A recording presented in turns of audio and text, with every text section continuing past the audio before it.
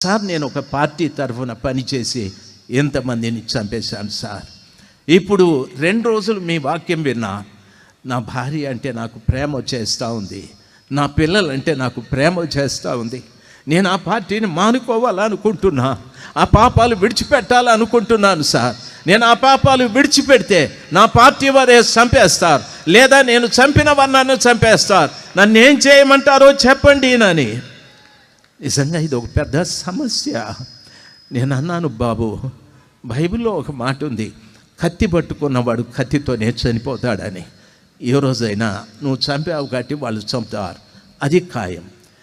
వాడు చంపకపోయినా మనం చచ్చేది ఖాయం.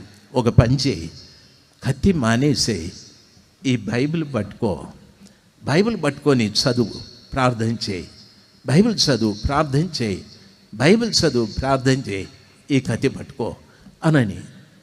ఆయన ఏమనుకున్నాడో వెళ్ళిపోయాడు, ఏడ్స్తూ వెళ్ళిపోయాడు. ప్రార్థన చేసి పంపించేశాడు. 2 సంవత్సరాలు అయ్యారు. నేను తెనాలిలో ఒక కూటంలో మాట్లాడేటప్పుడు తెల్ల డ్రెస్ వేసుకొని ఒక భార్య భర్త 2 పిల్లలు ప్రక్కన స్టేజ్ పక్కన నిలబడ్డారు. నేను స్టేజ్ దిగి వెళ్ళిపోతుంటే, అయ్యా అయ్యా మమ్మల్ని గుర్తుపట్టారా అని. నేను వెనక్కి తిరిగి చూసి, సారీ బాబు గుర్తులేరు మీరు అంటే, పులివెందల కత్తి అన్నాడు. ఓ చెప్పండి అన్నాడు.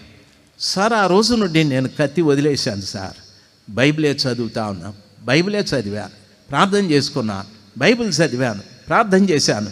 సార్ దేవుడు ఎంత అద్భుతకరుడు అంటే, నేను ఎవరిని చంపానో వాళ్ళ కుటుంబీకులు నా ఎదురుగా వచ్చిన వాళ్ళు పక్కకు పోతున్నారు సార్. నా పార్టీ వాళ్ళు నన్ను ఏమీ చేయలేదు సార్. నేను ఆ కత్తి వదిలేశాను, ఈ కత్తి పట్టుకున్నా, అదే ఊర్లో నేను సేవ చేస్తున్నాను సార్, అదే ఊర్లో నేను సేవ చేస్తున్నాను. దయచేసి గమనించాలి, దేవుని వాక్యం సెలవిస్తారు. ఏమనో తెలుసా, కత్తి పట్టుకున్నవాడు కత్తితో చనిపోతాడని. కత్తిని పడేసి కత్తిని పట్టుకుంటే ప్రపంచమే నీకు లోబడుతుంది, ప్రపంచమే నీకు భయపడుతుంది, ప్రపంచమే నీకు విధేయత చూపెడతా.